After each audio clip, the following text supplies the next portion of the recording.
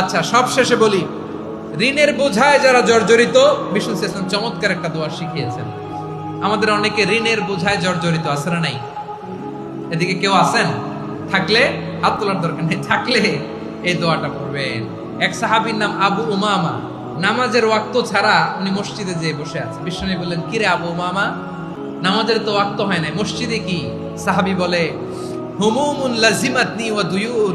নবী গো, ঋণের বোঝায় এমন টেনশনে আছি, ঘরে থাকতে পারলাম না, মসজিদে চলে আসছে। বিষ্ণু বলেন, আমি কি তোমার এমন একটা দোয়া শিখাবো যেটা বললে আল্লাহ তাআলা তোমার ঋণের বোঝা হালকা করে দিবে?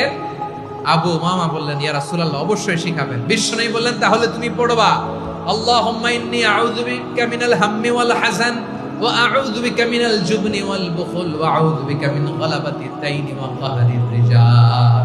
ও আল্লাহ, তোমার কাছ থেকে দুশ্চিন্তা থেকে পানাহ চাই, কৃপণতা, ভীরুতা, অলসতা, কার্পণ্যতা, এই সব কিছু থেকে, মানুষের কঠোরতা, আমার উপর মানুষের আধিপত্য এবং ঋণের বোঝা থেকে পানাহ চাই। এই দোয়াটা যখন বিষ্ণু শিখাই দিলেন, আবু মামা বারবার এই দোয়া পড়ে, আল্লাহুম্মা ইন্নী আউযু বিকা মিনাল হাম্মি ওয়াল হাযান ওয়া আউযু বিকা মিনাল আজজি ওয়াল কাসাল ওয়া আউযু বিকা মিনাল জুবনি ওয়াল বুখল ওয়া আউযু বিকা মিন গালাবাতিদ দাইনি ওয়া কাহরির রিজাল। আবু মামা বলে, এই দোয়া আমি পড়তে লাগলাম। কিছুদিন পরে দেখা গেল বিষ্ণু নবীর শেখানো এই দোয়ার বদৌলতে আল্লাহ তাআলা আমার সব ঋণ পরিশোধের ব্যবস্থা করে